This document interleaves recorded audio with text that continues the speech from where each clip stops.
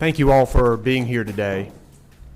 Yesterday, we identified 5 new cases of COVID-19, the new coronavirus, here in Wake County, all linked to a Boston conference last month.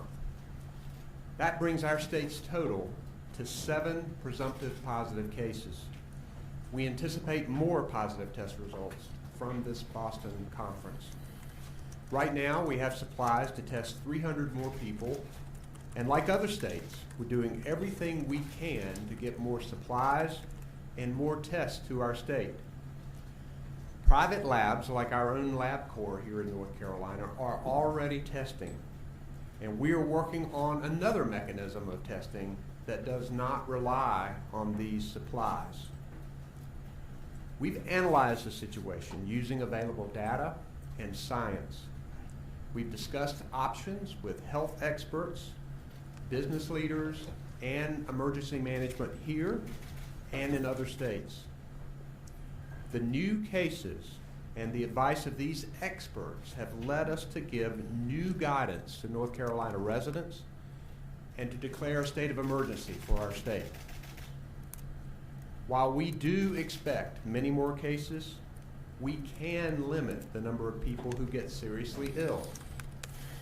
The main purpose of declaring a state of emergency is increased flexibility to respond and prevent, as well as to allocate funds where needed. The state of emergency can help speed supplies and gives health and emergency managers more budget flexibility. It protects consumers from price gouging. It encourages insurers to make testing available for little or no cost.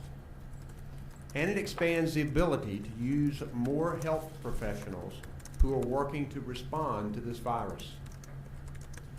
Dr. Mandy Cohen, the Secretary of the Department of Health and Human Services, will speak in a moment to outline today's new recommendations about workplaces and large gatherings. This new guidance is especially important for people older than 65 and those with a chronic health condition.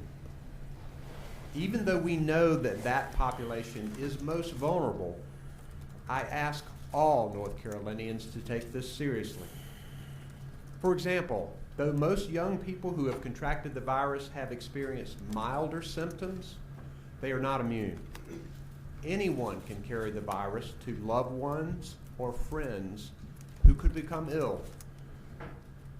Protecting public health means being cautious and being prepared. Today we are both. These recommendations can mean inconvenience, loss of income, or disappointment, but they are based on the best medical advice, and they will be life-saving.